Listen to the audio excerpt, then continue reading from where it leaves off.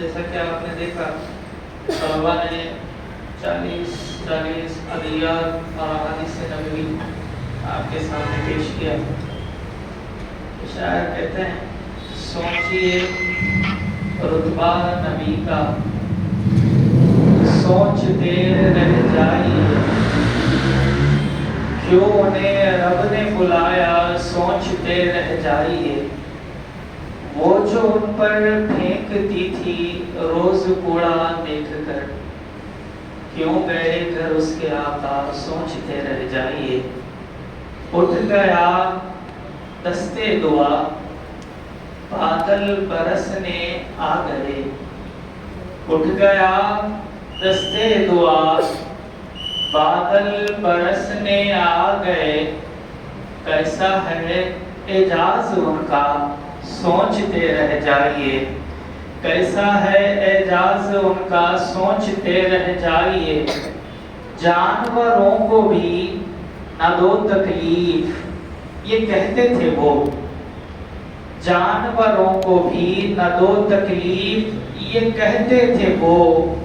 ہے یہ عالی شان اسوا سوچتے رہ جائیے. ہے یہ عالی شان اسوا سوچتے رہ جائیے.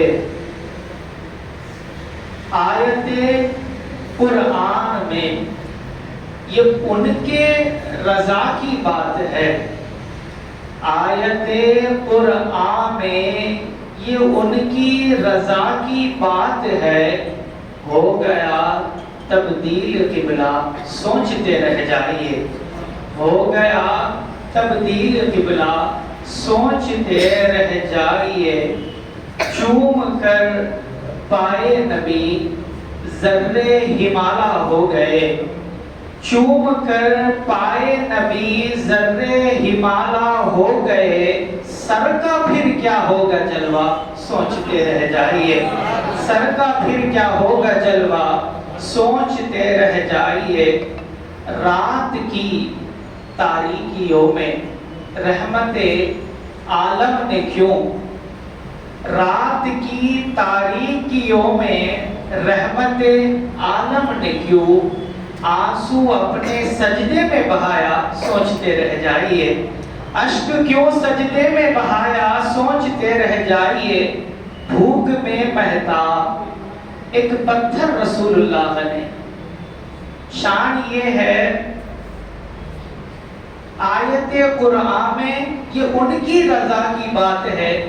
اللہ کے نبی علیہ السلام نماز میں سوچ رہے تھے کہ قبلہ خانہ کعبہ ہو تو آیت نازل ہو گئی. ہو گیا تبدیل قبلہ سوچتے رہ جائیے. اور سادگی یہ ہے بھوک میں مہتاب ایک پتھر رسول اللہ نے کیوں شکم پر اپنے باندھا سوچتے رہ جائیے.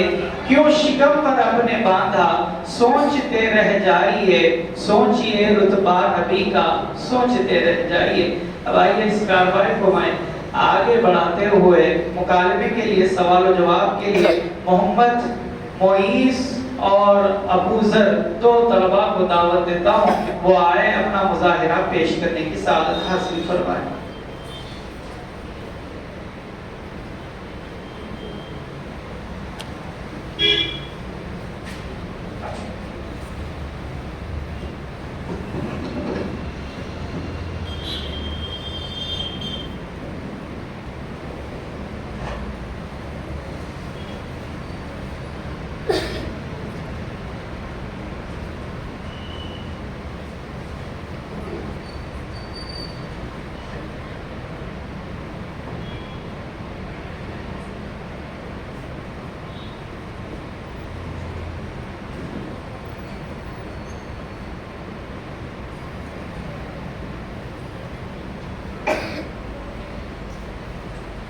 السلام علیکم ورحمۃ اللہ وبرکاتہ. وعلیکم السلام ورحمۃ اللہ وبرکاتہ. آپ خیریت سے ہیں میرے بھائی؟ جی الحمدللہ. آپ سے میں کچھ سوالات پوچھنا چاہتا ہوں, کیا آپ میرے سوالات کے جوابات دیں گے؟ جی انشاءاللہ ضرور, میں آپ کے سوالات کے جوابات دینے کی کوشش کروں گا. اللہ نے جو کتابیں نازل فرمایا ان میں مشہور کتابوں کے نام کیا ہے؟ تورات, زبور, انجیل, قرآن مجید. تورات, زبور, انجیل, قرآن مجید. तौरात हजरत मूसा अलैहिस्सलाम पर नाजिल हुई, ज़बूर हजरत दाऊद अलैहिस्सलाम पर नाजिल हुई, इंजील हजरत ईसा अलैहिस्सलाम पर नाजिल हुई, कुरान मजीद हजरत मोहम्मद मुस्तफा सल्लल्लाहु अलैहि वसल्लम पर नाजिल हुई। कुरान का लफ्ज़ी माने क्या है? सबसे ज्यादा पढ़ी जाने वाली किताब। कुरान मजीद किस सूरत में नाजिल हुआ? बसूरत वही नाजिल हुआ। कुरान मजीद किस फरिश्ते के जरिए नाजिल हुआ? कुरान मजीद हज़रत जिब्रील अलैहिस्सलाम के जरिए नाजिल हुआ। कुरान बसूरत इंसान की शब में और बसूरत तंजील की शब में नाजिल हुआ। बसूरत इंसान शबे बारात लैलतुल मुबारका में और बसूरत तंजील शबे कदर में नाजिल हुआ। कुरान मजीद की पहली वही कहाँ नाजिल हुई? कुरान मजीद की पहली वही गौर हिरा में नाजिल हुई। पहली वही की 5 आयत किस सूरत में है? कुरान मजीद की पहली वही की 5 सूरह रह में है। कुरान मजीद में कितने पारे हैं? कुरान मजीद में 30 पारे हैं। कुरान मजीद की कुल कितने सूरतें हैं? कुरान मजीद कुल सूरह 114 है। कुरान मजीद की कुल मंजिलें कितनी है? कुरान मजीद कुल मंजिलें 7 है। कुरान मजीद में कुल कितने रुकुआत है? कुरान मजीद में कुल रुकुआत 540 है। कुरान में मक्की सूरतें कितनी है? कुरान में मक्की सूरत 65 है। कुरान मजीद में मदनी सूरतें कितनी है? कुरान में मदनी सूरत 18 है। सूरतों में तवील तरीन सूरह कौन सी है? कुरान मजीद में सूरतों में तवील तरीन सूरत सूरह बकरा है। कुरान मजीद में कुल कितनी आयतें हैं?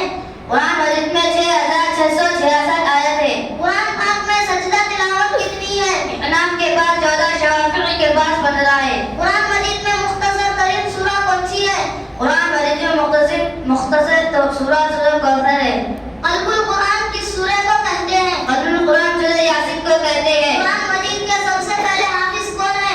कुरान मजीद के सबसे पहले हाफिज हजरत मोहम्मद मुस्तफा सल्लल्लाहु तआला अलैहि वसल्लम है। कुरान करीम के 4 अहम फायदे क्या है? कुरान पाक के 4 अहम फायदे क्या? नंबर 1, दिलों का जंग दूर होता है, अल्लाह का हुक्म हासिल होता है, अल्लाह की मोहब्बत में इजाफा होता है, और क्या मिलते हैं। माशाअल्लाह मेरे भाई, आपसे मिलकर बहुत खुशी हुई और आपने बहुत ही उम्दा अंदाज में जवाब दिए, जिसकी वजह से मेरे इल्म में इजाफा हुआ। अल्लाह आपको खुश व सलामत रखे। इंशाअल्लाह फिर मुलाकात होगी। अल्लाह हाफिज। अस्सलामु अलैकुम व रहमतुल्लाहि व बरकातुहू। इंशाअल्लाह फिर मुलाकात होगी। अल्लाह व अलैकुम अस्सलाम व रहमतुल्लाहि व बरकातुहू।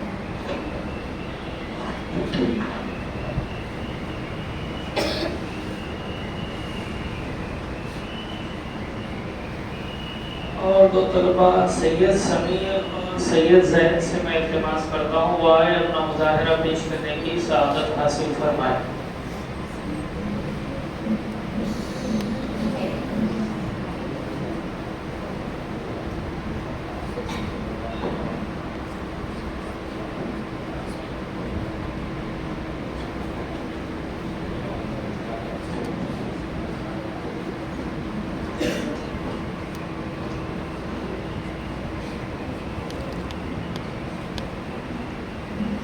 अस्सलामु अलैकुम व रहमतुल्लाहि व बरकातुहू। वालेकुम अस्सलाम व रहमतुल्लाहि व बरकातुहू। आप खैरियत से हैं मेरे भाई? जी अल्हम्दुलिल्लाह। मैं आपसे कुछ सवालात पूछना चाहता हूँ, क्या आप मेरे सवालात के जवाब देंगे?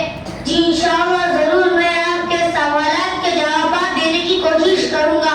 ईमान किसे कहते हैं? हजरत मोहम्मद मुस्तफा सल्लल्लाहु अलैहि वसल्लम अपने रब के पास से जो कुछ लाए इन सबको हक जानने और सच्चे दिल से मानने को ईमान कहते हैं। हमें किसने पैदा किया? हमें अल्लाह अज़्ज़ा व जल्ल ने पैदा किया। हमारे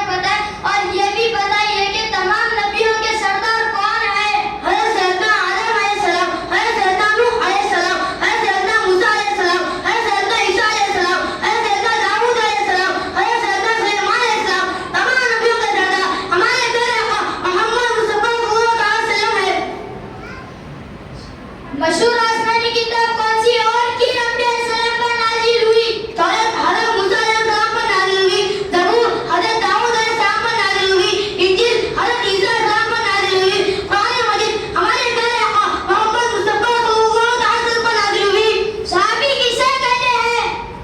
جس نے حضور نبی اکرم صلی اللہ علیہ وسلم کو ایمان کی حالت میں دیکھا اور ایمان کو اس کا خاتمہ ہوا، اسے صحابی کہتے ہیں۔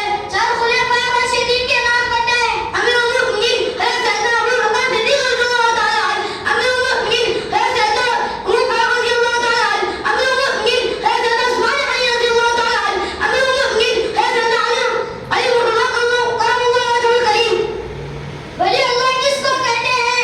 اپنے خواہشات کو اللہ کے رسول صلی اللہ علیہ وسلم کی محبت میں فنا کرنے اور ہمیشہ اپنی دعا فرما برداشت کرنے والے مسلمان بندے کو ولی اللہ کہتے ہیں۔ چند اولیاء کرام رحمۃ اللہ تعالیٰ علیہ، ان کا نام مبارک کیا ہے اور یہ بھی بتائیے کہ ان کا مزار کہاں ہے؟ چند انبیاء اعظم کے نام اور مزار یہ ہے: حضرت سیدنا شیخ عبد القادر جیلانی، حضور غوث اعظم رحمۃ اللہ تعالیٰ علیہ، ان کا مزار مقدس عراق کے شہر بغداد شریف میں ہے۔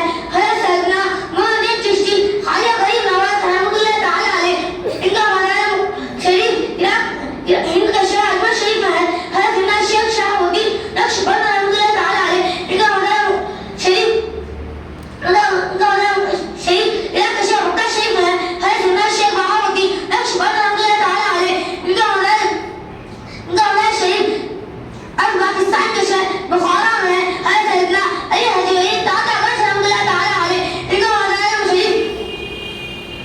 شریف پاکستان کے شہر مرکز الاولیاء لاہور میں ہے۔ حضرت سیدنا بہاؤ الدین زکریا ملتانی رحمۃ اللہ تعالیٰ علیہ، ان کا مزار شریف پاکستان کے شہر مدینہ الاولیاء ملتان میں ہے۔ حضرت سیدنا بابا فریح الدین نقش گنج شکر رحمۃ اللہ تعالیٰ علیہ، ان کا مزار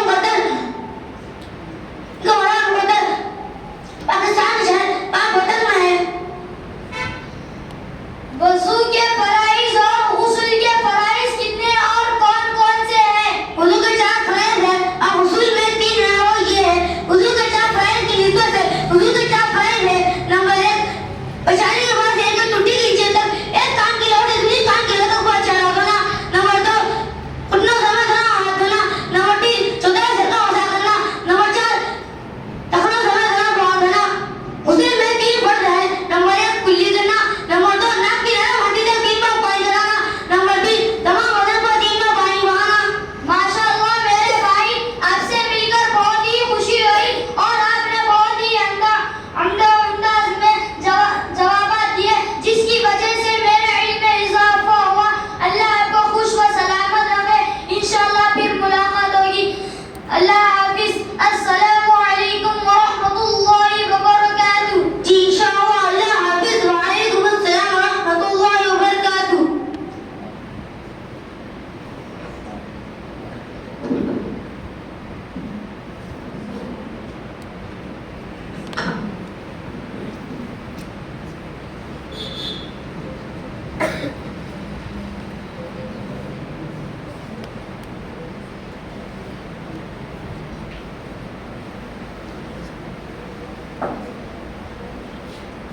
ماشاءاللہ، سبحان اللہ۔ آپ نے دیکھا طلباء نے کس طرح شدت کے ساتھ اپنا مظاہرہ پیش فرمایا، علم مظاہرہ پیش فرمایا۔ یقیناً کہیں کہیں زبان کی تھوڑی سی لکنت دیکھنے کو ملی، لیکن اس اخلاص کے ساتھ ایک طلباء نے پیش فرمایا ہے، یقیناً وہ قابل داد ہے، کیونکہ ان کے ذہنوں میں سوائے اس کے کہ آپ کے سامنے یہ پیغام پہنچانا ہے، کوئی دوسرا مقصد نہیں تھا۔ اللہ کے نبی نے فرمایا: اللہ لا ينظر الى اعمالکم والی صورکم ولکن ينظر الى قلوبکم والى نیتکم۔ اللہ تمہارے ظاہری اعمال یا شکل و صورت یا عمدہ لباسوں کی طرف توجہ نہیں فرماتا ہے، بلکہ تمہارے دلوں کی طرف اور تمہارے دلوں کے اندر مچلنے والے نیتوں کی طرف توجہ فرماتا ہے۔ تو یہ طلباء یقیناً اس خالصیت سے بھرپور ہے اور آراستہ ہے۔ اللہ تعالیٰ ان کے اس جذبات کو ہمیشہ اسی طرح سے قائم فرمائے، اخلاص کے ساتھ اسی طرح سے دین پر چلائے، اور ان کی جو بھی کوششیں ہیں اسے اپنے دربار میں قبول فرما کر ان کا بہترین صلہ عطا فرمائے۔ اب آئیے میں اس کارروائی کو آگے بڑھاتے ہوئے ایک اور طالب علم محمد رحمت اللہ صدیقی سے گزارش کرتا ہوں وہ آئے اپنے معلومات کو سامعین کے سامنے پیش فرمائیں۔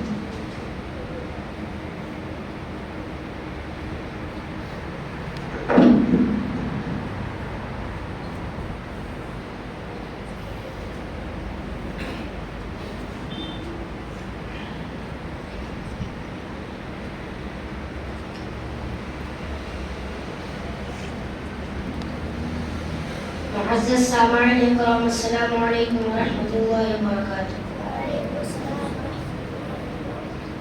الحمد للہ رب العالمین والعاقبۃ للمتقین والصلاة والسلام علی اشرف الانبیاء والمرسلین، اما بعد فقد قال اللہ تبارک وتعالی فی القرآن المجید والفرقان الحمید، أعوذ بالله من الشيطان الرجيم، بسم الله الرحمن الرحيم، إنا نحن نزلنا الذكر وإنا له لحافظون، صدق الله العظيم وصدق رسوله النبي الكريم، ونحن على ذلك من الشاهدين والشاكرين، والحمد لله رب العالمين۔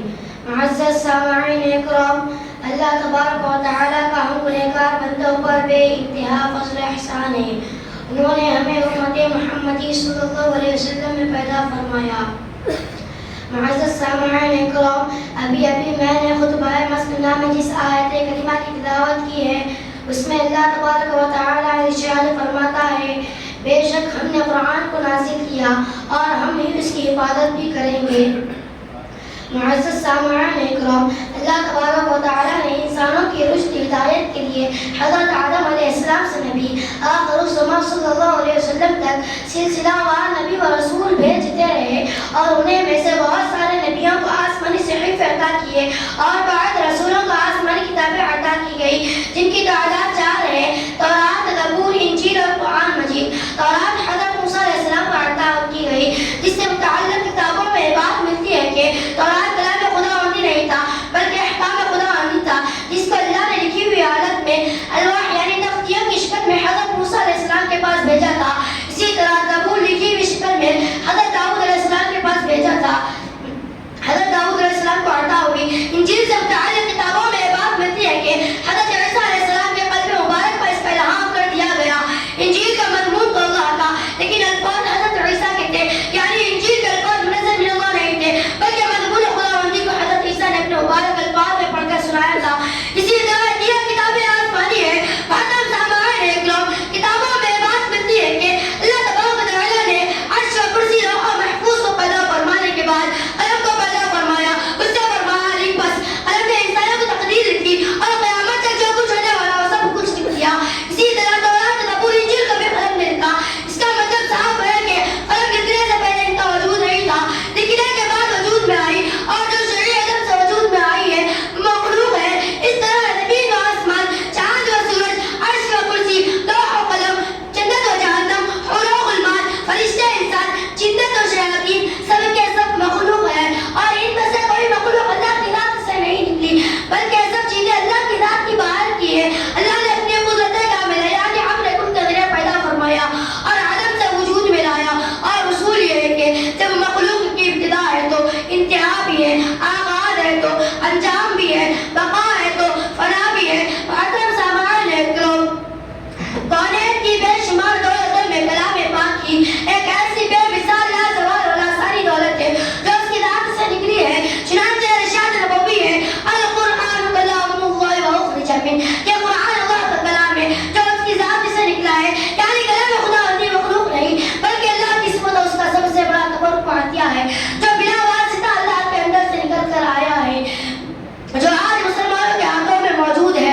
حقیقت یہ ہے کہ جب اللہ پاک نے اس کی تلاوت فرمائی تو وہ کلام الہی بن گیا۔ حضرت جبرائیل علیہ السلام کے واسطے سے نبی پاک کے قلب اطہر پر نازل ہوا، رسول اللہ صلی اللہ علیہ وسلم تلاوت فرمائی تو وہ قرآن مقدس بن گیا، اور جب صحابہ اکرام